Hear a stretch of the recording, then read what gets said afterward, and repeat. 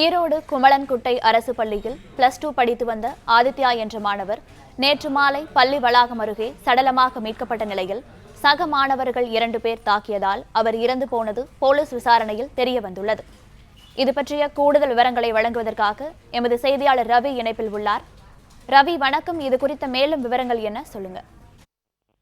வணக்கம். ஈரோட்டில் 12ஆம் வகுப்பு பள்ளி மாணவர் பள்ளியின் வெளியே நேற்று மாலை உயிரிழந்த விவகாரத்தில் சக மாணவர்களுடன் ஏற்பட்ட மோதலில் மாணவர் ஆதித்யா உயிரிழந்தது காவல்துறையினர் விசாரணையில் வெளியாகியுள்ளது. பள்ளி மாணவன் ஆதித்யாவை தாக்கிய சக மாணவர்கள் மீது உரிய நடவடிக்கை எடுக்க வலியுறுத்தி மாணவனின் பெற்றோர்கள் மற்றும் உறவினர்கள் வடக்கு காவல் நிலையத்தை முற்றுகையிட்டு போராட்டத்தில் ஈடுபட்டதால் பரபரப்பு ஏற்பட்டுள்ளது. ஈரோடு கருமிப்பாளையம் பகுதியைச் சேர்ந்தவர் சிவா, இவரது மனைவி சத்யா, இவர்களுக்கு ஆதித்யா என்ற 12ஆம் வகுப்பு படிக்கும் மாணவனும் ஒரு மகனும் உள்ளனர். இந்த நிலையில் குமளன்குட்டை அரசு பள்ளியில் படிக்கும் 12ஆம் வகுப்பு மாணவன் ஆதித்யா நேற்று உயிரிழந்த விவகாரத்தை தொடர்ந்து உடலை பெருந்துறை அரசு மருத்துவக் கல்லூரிக்கு அனுப்பி வைத்து வடக்கு காவல்துறையினர் விசாரணை மேற்கொண்டனர்.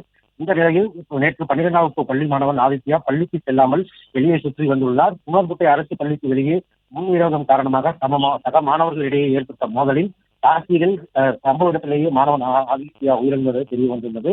உயிரிழந்த மாணவனை தாக்கிய சக மாணவர்கள் மீது 2 பேரை பிடித்து காவல்துறையினர் விசாரணை மேற்கொண்டு வருகின்றனர். இந்த நிலையில் மாணவன் ஆதித்யாவின் உறவினர்கள் மற்றும் குடும்பத்தினர் காவல் நிலையத்தை முற்றுகையிட்டு போராட்டத்தில் ஈடுபட்டு வருகின்றனர். பள்ளி நிர்வாகத்தின் மீது உரிய நடவடிக்கை எடுக்க வேண்டும், மாணவனை தாக்கிய சக மாணவர்கள் மீது காவல்துறையினர் உரிய விசாரணை நடத்த வேண்டும் என கோரிக்கை விடுத்துள்ளனர்.